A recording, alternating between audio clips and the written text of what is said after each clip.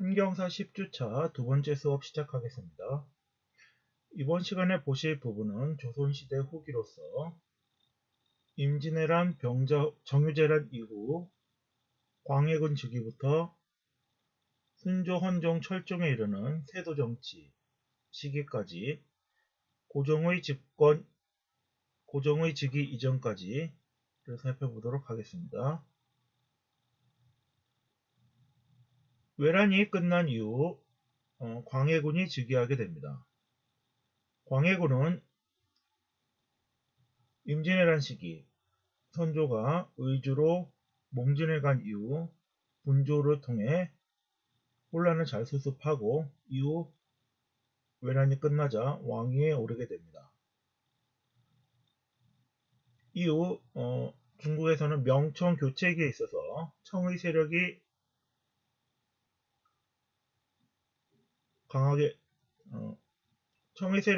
명과의 대립 시기에 있어서 광해군은 강홍립을 통해 명의 원병을 도와주는 것처럼 하면서 이제 청에 항복함으로써 중립 외교를 취하게 됩니다. 이는 명분을 중시했던 서인에 의해 반발을 사게 되어 인조반정에 의해 광해군은 왕위에서 폐위되고 이후 인조가 즉위하게 됩니다. 이후 중국에 청이 들어서고 청의 공격에 의해 정묘호란과 병자호란이 일어나고 인조는 삼전도의 굴욕을 겪게 됩니다.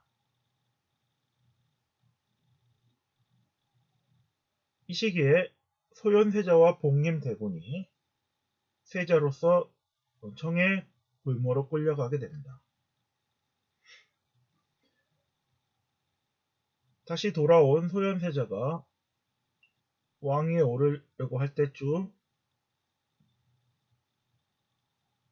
돌아가시게 됩니다. 이에 대해서는 독사를 당했다는 설도 있으며 청의 발달된 문명에 호의를 갖고 있던 소현세자에 대해 인조가 불만을 가지고 있어서 독살되었다는 설도 있습니다. 그 이후 차남이었던 복림대군이 효종으로 즉위하게 됩니다. 효종은 아버지인 인조의 굴욕을 갚기 위해 북벌운동을 추진하나 실현되지는 못합니다. 1659년 효종이 승하하시자 현종이 즉위하게 되며 상복을 입는 문제와 관련하여 예속 논쟁이 기해년과 갑인년 두 차례에 거쳐 일어나게 됩니다.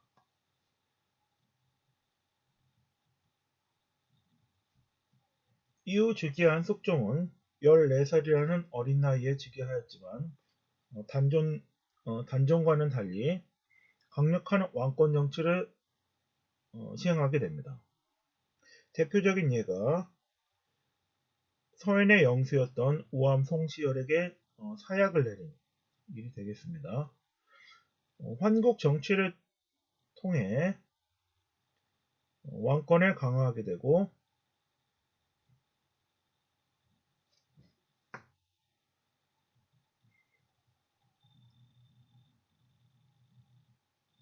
이와 관련된 영상 자료와 자료들을 살펴보도록 하겠습니다. 먼저 효종이 승하하신 후 인조의 계비였던 자의대비가 상복을 입는 문제와 관련하여 1659년 기해예송이 일어나게 됩니다. 서인의 영수였던 우암 송시열과 남인의 영수였던 허목이 의견이 대립하게 됩니다. 송시열 같은 경우 효종은 복림대군으로서 차남으로 왕위에 올랐기 때문에 주자가례에서의 원칙에 따라 자의대비는 차남이 왕이 올라 돌아가신 이후 차남을 상이기 때문에 1년 동안 상복을 입어야 한다고 주장하게 됩니다. 이에 대해 남인의 영수인 허목은 효정은 왕으로서 차남이라 하더라도 왕위에 오른 경우 장남과 같이 취급하므로 3년 동안 자의대비가 상복을 입어야 한다고 주장하게 됩니다. 이에 대해 현종은 서인의 영수였던 송시열의 의견을 따르게 됩니다. 이 당시만 하더라도 서인의 세력이 강하였기 때문에 현종이 즉위한 지 얼마 안 되었기 때문에 서인의 입장을 따르게 됩니다. 이후 1674년 효정의 비였던 인선 왕후가 돌아가신 이후 조대비의 상복을 입는 문제와 관련하여 또다시 서인과 남인 간의 의견이 대립하게 됩니다. 송시열은 인선왕후는 차남이었던 효정의 비로서 둘째 며느리이므로 주자 가리에 따라 조대비는 9개월 동안 상복을 입어야 한다고 주장하였으나 남인의 영수인 허목은 경국대전에 따라 인선왕후가 둘째 며느리라 하더라도 1년 동안 상복을 입어야 한다고 주장합니다.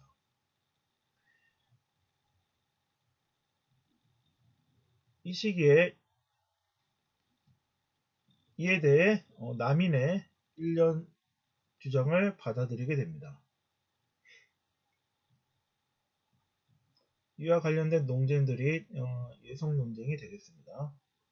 이는 겉으로 보기에는 어떤 상복을 몇 년 입느냐의 문제이겠으나 실제로는 서인과 남인의 세력 다툼, 주도권 다툼에 대한 논쟁으로 보셔야겠습니다.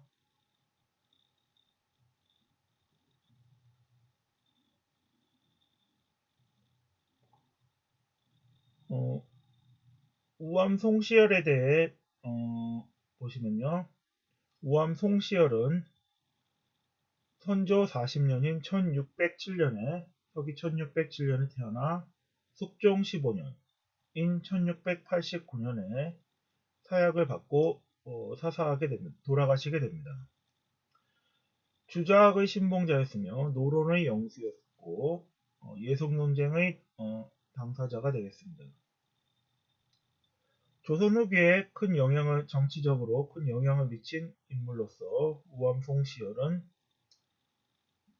숙종 15년, 서기 1689년에 사약을 받고 돌아가시기까지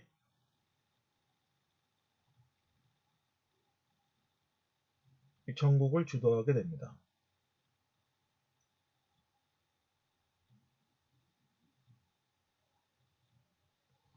우암 송시열의 경우 평가가 극명하게 대립하며 조선 왕조에도 수십 차례 등장합니다. 우암 송시열은 송자라고 하여 유학의 대가로서 평가받기도 하지만 반대편의 입장에서는 극명한 비판을 받는 그런 어떤 인물이라고 하겠습니다. 대전에 가시면 동춘당이라는 곳이 있는데요. 그 동춘당은 송준길이라는 분이 있던 곳으로 송시열은 어린 시기에 이 동춘당 송준길과 함께 학문을 배우게 됩니다.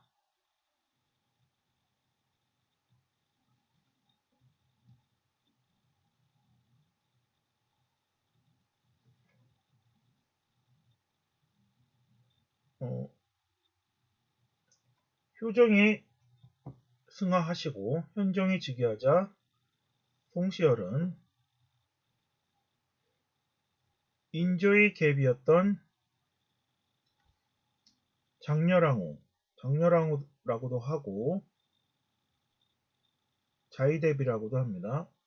이 장렬왕후의 상복을 입는 문제와 관련하여 남인의 영수인 허목과 큰 논쟁을 벌이게 됩니다. 첫 번째가 이제 기의 예성으로서 허목은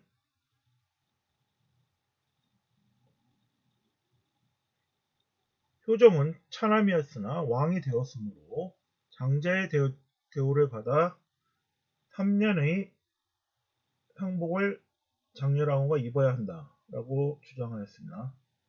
송시열은 효정은 장자가 아닌 소현세자의 동생인 차남이기 때문에 왕이 되었다 하여 장자로 대우할 수는 없으므로 장렬왕후는 1년의 상복을 입어야 한다라고 주장하였습니다. 효정의 정통성을 강조하는 입장이 남인의 입장이 되겠고, 서인의 영세인 노론 송시열은 효정의 정통성을 인정하지 않고 돌아가신 소현세자의 정통성을 부여하려는 입장을 전제로 하고 이러한 다툼이 있게 된 것입니다. 이 당시 현종은 즉위한 지 얼마 되지 않았고 서인이 정권을 잡고 있는 입장이어서 송시열의 입장을 따르게 됩니다.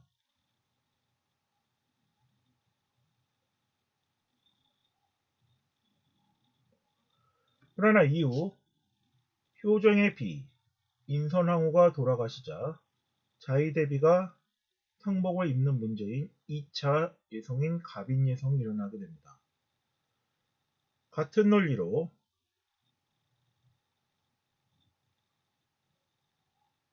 서인은 9개월을, 남인은 1년의 상복을 입어야 한다고 주장하나 이번에는 현종이 남인의 입장을 따르게 됩니다.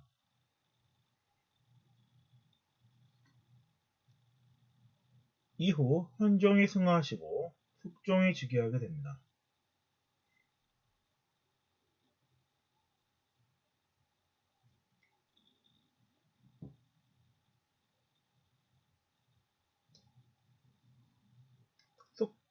숙종 15년 송시열은 숙종이 아꼈던 장희빈이 낳은 아들의 원자책봉을 미룰 것을 건의하다가 숙종의 노여움을 사게 됩니다.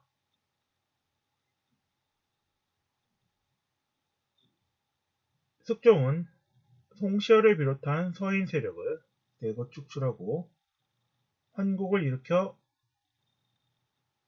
기사환국 시기에 송시열은 제주도로 유배를 가게 됩니다.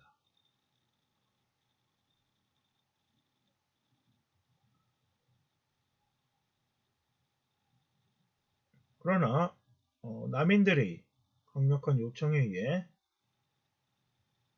서울로 압송대등 중 정읍에서 사약을 받고 돌아가시게 됩니다. 송시열의 제자들은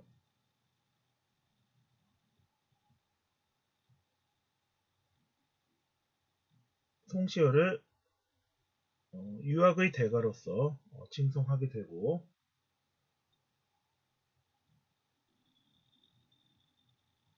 이후 갑술 황국에 의해 서인의 재집권하자 관직이 회복되고 시효가 내려지게 됩니다.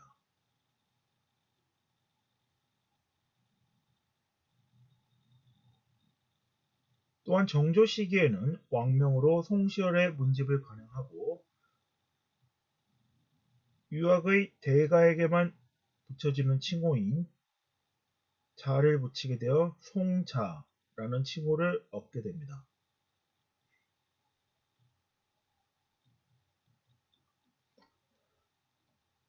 이상 송시열의 생애에 대해 살펴보셨습니다.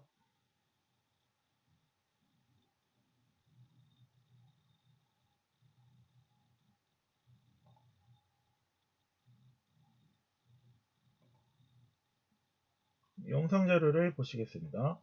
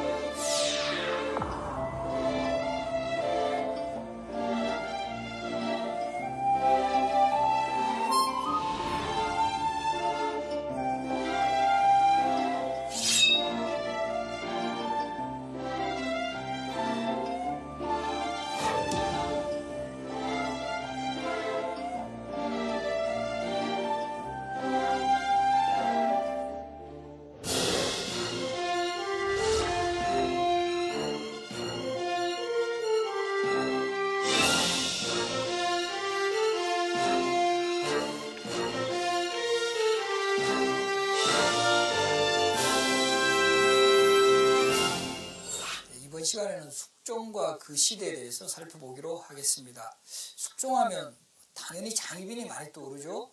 거기다가 인현왕후, 여성들이 많이 떠오르는데 그만큼 숙종 시대에는 당쟁이 치열하게 전개되면서 또 왕비들도 당쟁과 긴밀하게 연결되었다는 이런 사실을 반영을 하고 있습니다.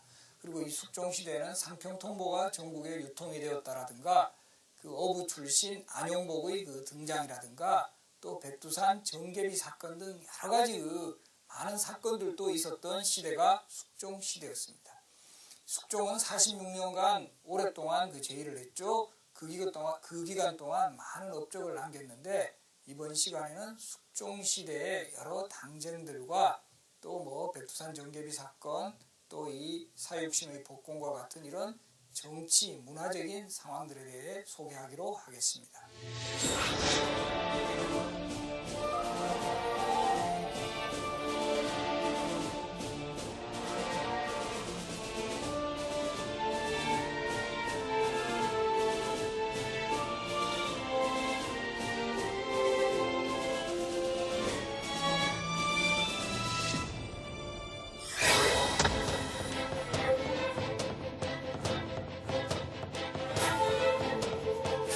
숙종은 1661년에 출생을 해서 1674년 14살의 나이로 아버지 현종의 뒤를 이어 조선의 제19대 왕의 자리에 오릅니다. 그런데 이 숙종이 왕에 오르는 과정에서는 상당히 주목할 만한 점이 있는데요. 바로 숙종은 현종의 유일한 아들이었습니다. 장남이고 오래간만에 정말 장남이 또 왕위를 계승한 그런 사례가 되었는데 이 조선시대 역대 왕 27명 중에서 장자로서 왕위에 오른 왕은 7명밖에 없었다 그랬어요. 그런데 그 중에서도 이 장남 출신의 왕 중에서 오랫동안 제의를 했던 왕이 바로 숙종입니다. 46년간 제의했습니다.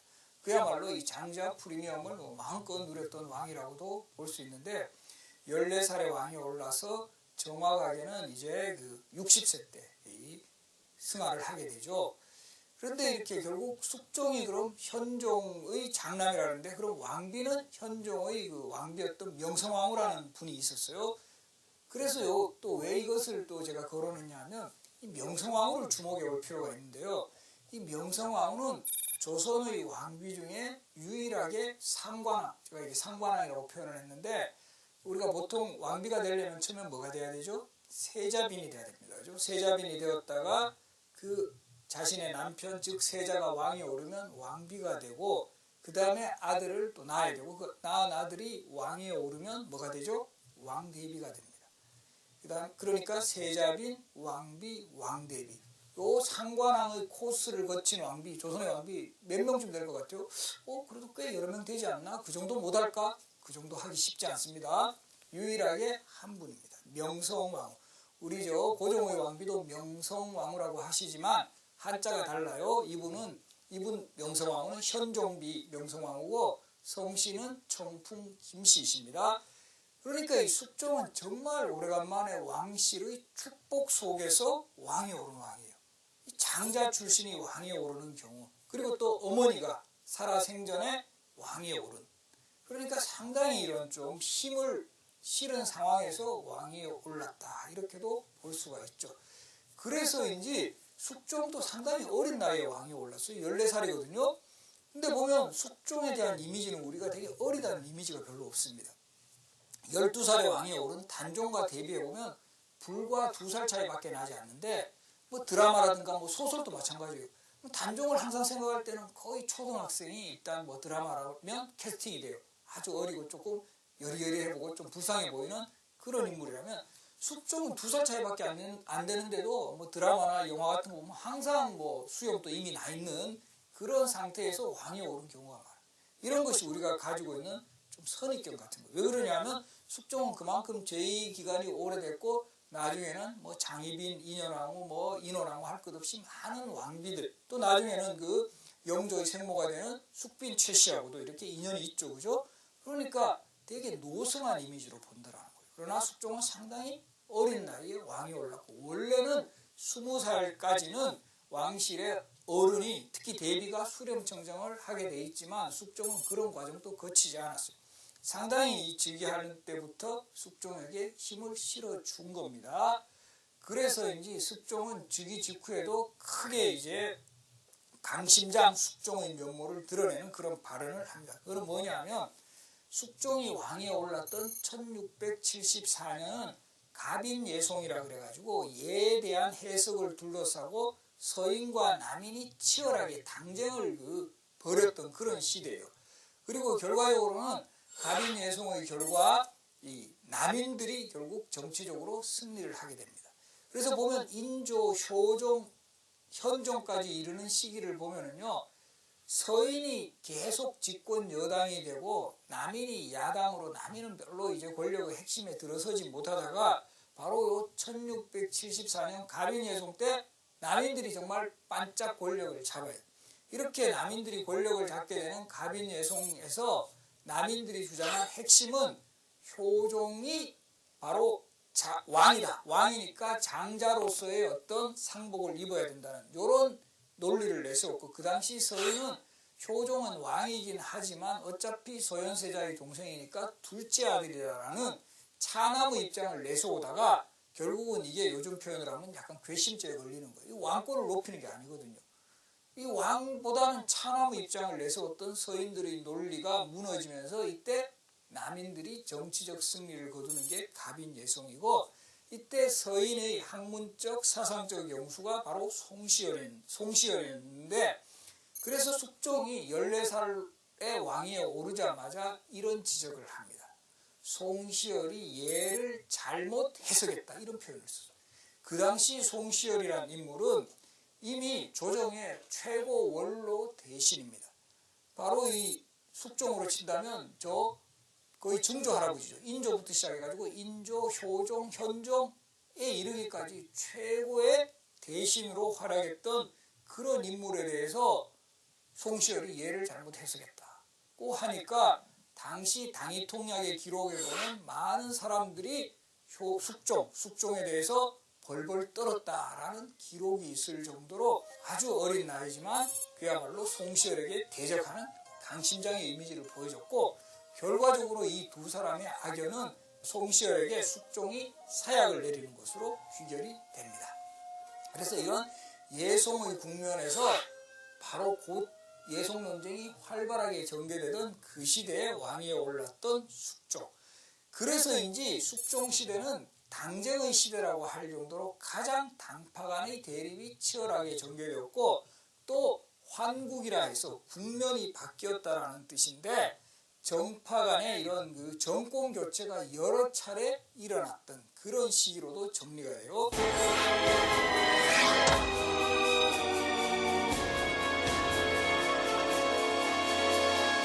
숙종시대 당쟁의 어떤 치열함을 읽는 또 하나의 용어들이 경신한국, 기사한국, 갑술한국입니다. 이건 다 연대별로 이야기를 합니다. 1680년이 경신년이어서 경신, 국면이 바뀌었다 해서 한국, 1689년이 기사년이어서 기사한국, 1694년이 갑술한국이어서 갑술년이어서 갑술한국.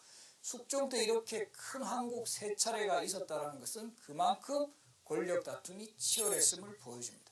이때 권력의 다툼의 대표적인 주체는 서인과 남인입니다. 다시 한번 상기해 볼게요. 선조 때 처음 동인과 서인의 분당이 일어났다 그랬어요. 그래서 동인과 서인의 분당이 일어났다가 다시 1589년 기축옥사라는 사건을 계기로, 즉 정열의 명모 사건을 계기로 동인이 남인과 북인으로 갈렸다. 그러니까 이제 당파가 동인에서 분기된 남인, 북인, 서인, 요 세 당파입니다. 요 세 당파 중에 북인은 1623년 인조반정으로 완전히 역사에서 소멸을 해요. 그러니까 남인하고 서인만 남았죠. 그래서 이 남인하고 서인이 특히 현종 대 예송 논쟁 때 한번 엄청나게 치고 박았어요. 그러다가 그 여진이 숙종 즉위와 더불어 계속됩니다. 자, 그럼 이제 다시 정리합니다. 숙종이 왕위에 올랐을 때는 어느 당파가 권력을 잡고 있었다? 바로 남인이죠. 아까 설명드렸습니다. 1674년 갑인예송에서 남인이 권력을 잡았다. 그래서 숙종 초반에는 남인 정권이 수립이 되는데, 원래 서인 정권은 1623년 인조 반정을 시작으로 거의 50년 가까이 권력을 잡은 세력이에요.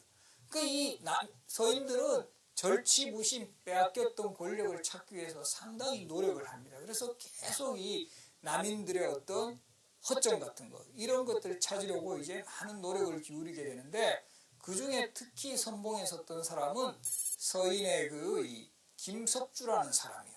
이 김석주라는 사람은 이제 명성왕후하고의 관계는 그 사촌입니다. 사촌간인데 역시 청풍김씨 그리고 왕의 인척이다라는 이런 점을 활용을 해서 계속 남인들의 이런 동태 같은 거 이런 것들을 살펴보고 있었는데, 마침내 1680년 이 남인들이 이 요즘 표현을 하면 무리수를 두는 게 이 포착이 됩니다. 이 1680년 이 경신년에 남인의 이 당시의 정치적 영수로는 허적이라는 사람이 있었어요. 허적이라는 사람이 있었는데, 이 사람이 자신의 그 할아버지인 허잠의 시호를 받는 것을 축하하는 축하잔치를 베풀었어요. 요즘 표현으로 하면 권력의 실세가 베푸는 큰 잔치니까 많은 사람들이 이제 참여를 하고 이 잔치가 아주 성황리에 이루어졌는데, 이때 마침 비가 왔다 그래요. 비가 오니까 이 허적이 워낙 그때 권력이 셌으니까 왕이 쓰는 그 기름 발린 천막, 유학이라고 그래요. 유학 천막을 이제 가져다가 그냥 임의로 썼습니다. 근데 공교롭게도 숙종도 이제 그때 다 그 대표적인 그 정치 실세가 그런 그 큰 행사한다고 하니까 본인도 신경이 쓰이는 거예요. 비가 오고 이러니까 옆에 있는 신하를 불러가지고 이렇게 그 허적의 그 조부 그 시호를 그 내리는 그런 잔치가 있으니까 이것 좀 그 우리 궁궐에서 쓰는 그 유학을 좀 갖다 줘라라고 이제 이야기를 하는데, 보고가 이미 가져다가 썼습니다 이렇게 되는 거죠. 우리 그렇죠, 그죠? 그냥 주려고 하면은 뭐 마음껏 줄 수도 있는데 그거 미리 가져갔다 이러면 소위 열받죠, 그죠? 왕 이놈이 이게 내가 왕인데 자기가 권력이 세다고 마음대로 저런 짓을 할 수 있냐 해가지고 거기서 숙종이 완전히 마음이 돕니다. 그런 상황에서 조금 전에 말씀드렸던 서인의 핵심 정치인 김석주가 계속 남인들의 동태를 살펴보면서 허적의 서자였던 허견이라는 사람이 당시 그 인조의 세 번째 아들인 그 임평대군이라는 사람이 있어요. 그 임평대군의 아들을 왕위로 추대하려는 그런 영모 혐의가 포착됐다는 보고를 합니다. 그리고 이런 그 허견이라는 인물 역시 남인하고 연결되죠. 그러니까 결국은 이 남인의 정치 세력들이 숙종의 왕위를 뒤엎고 뭔가 영모 혐의를 한다는 이런 정보들을 계속 흘리면서, 안 그래도 남인의 이런 전행에 대해서 상당히 경계하고 있었던 숙종이 이거 남인들 권력 잡게 해가지고는 이거 제대로 전국이 운영이 되지 안 되겠다라고 판단을 해가지고 바로 이제 그 허적을 결국은 파직시켰다가 결국은 사사시킵니다. 거기에 더불어서 이 당시 이 남인 정권에서 허적과 더불어 아주 활발하게 활동을 했던 윤휴라는 사람이 있어요. 윤휴도 숙종 초반에는 숙종의 어떤 신망 속에서 북벌을 준비하는 데 있어서 핵심적인 역할을 했던 그런 인물인데, 이 윤휴에 대해서도 계속 비판적인 그 상소가 오고 가고 이 권력욕이 있다라는 이런 혐의를 받아서 결국 윤휴도 사살을 당합니다. 그래서 이 허적과 윤휴로 대표되는 남인들이 정치 일선에서 제거되고, 이 공작 정치를 폈던 김석주라든가 서인의 김익훈 그리고 서인의 학문적 영수였던 송시열이 다시 정계에 화려하게 복귀했던 사건이 1680년에 일어났던 경신환국이라는 사건입니다. 그래서 이거 잘 기억해 두십시오. 그럼 이제 1680년을 계기로 해서 권력은 남인의 손에서 다시 서인의 손으로 넘어갔다라는 거. 그래서 이제 권력이 서인의 손으로 넘어가자 크게 보면 서인 정권은 거의 인조반정에서부터 표현을 한다면 1623년부터 이제 1680년까지 거의 5, 60년간 서인 정권 시대가 연출이 되었고, 그 중에서도 핵심에 있었던 송시열이라든가 송중길이라든가 민유중이라든가 그야말로 이런 사람들은 뭐 거의 수십 년간 권력을 누리고 있었는 거예요. 그러다 보니까 서인 내에서도 좀 더 젊은 층의 그런 그 인물들은 불만을 가지게 되는 거예요. 항상 저 노인네들 치덕거리하고 우리가 별로 제대로 권력을 잡지 못하고 이런 불만이 있었던 상황 속에서 또 한 번 큰 사건이 터집니다. 그건 뭐냐면은 바로 서인의 학문적 영수였던 송시열과 그 제자였던 윤정의 갈등이에요. 윤정. 그래서 이 갈등이 있게 된 계기가 된 것은 윤정의 아버지가 윤선거라는 사람입니다. 우리 그 국문학으로 유명한 윤선도하고는 관계없는 윤선거라는 사람인데 이 윤선거가 송시열하고 아주 절친했던 친구였고 하니까 아버지 윤선거가 돌아가시자 윤정이 아버지의 묘갈명을 부탁을 해요. 아버지가 돌아가실 때 우리 이런 그 묘지에 이렇게 써주는 글 있죠. 그런 거는 어떻죠? 대부분 잘 써줍니다. 그죠? 우리 여기 여러분들 지금 한번 가보세요. 무덤의 비석 같은데 이렇게 누구 이제 그 사람의 일생을 쓴 글에 이 사람은 어릴 때부터 성질이 고약하고 뭐 남을 잘 때렸으며 이런 거 쓴 거 하나도 없습니다. 조금 그런 사람이면 성격이 조금 강하셨으나 남에게 뭐 베풀기를 좋아했고 좋은 말만 쓰죠. 그래서 당연히 그런 걸 기대하고 윤정이 송시열에게 묘갈명을 부탁을 했는데 생각보다 좋게 써주지 않은 거예요. 거기다가 치명타가 된 게 뭐냐면 윤선거에게는 상당히 이제 좀 감추고 싶은 비밀이 있었는데 그건 뭐냐면은 1636년 병자호란 때 사실은 그 인조 일행은 남한산성에 피난 갔지만 왕족과 신하들 상당수는 강화도에 피난을 갔어요. 그래서 이 강화도에 피난을 갔다가 결국 강화도도 청군의 그 공격에 의해 함락이 됩니다. 그래서 이 청나라 군대에 의해서 함락이 되는 상황 속에서 많은 사람들이 자결을 해요.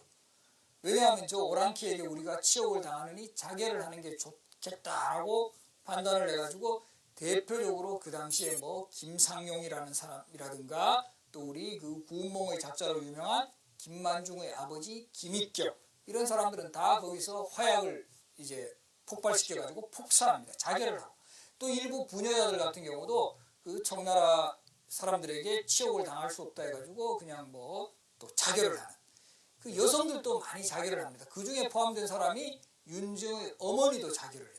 그런데 윤선거 같은 경우는 강화도를 탈출을 해버립니다.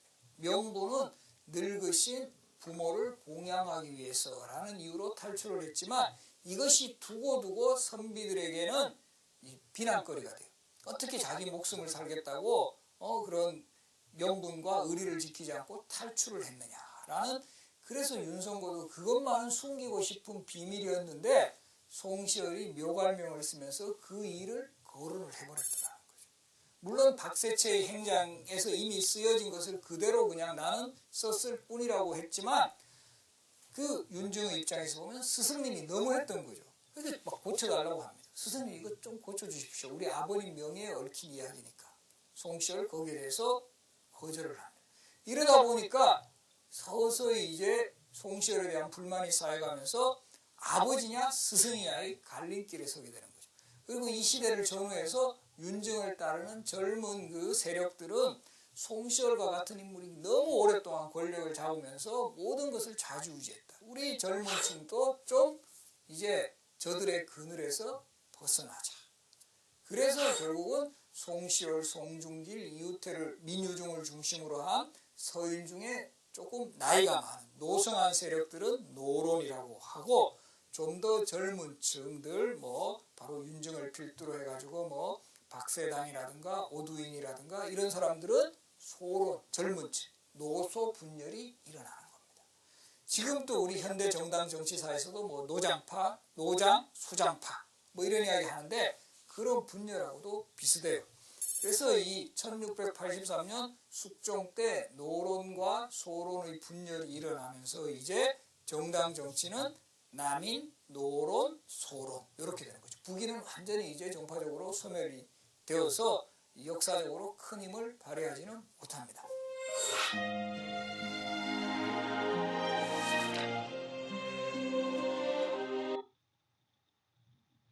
예, 남인과 노론, 소론에 대해 살펴보았습니다. 이상으로 한경사 10주차 두 번째 수업을 마치겠습니다.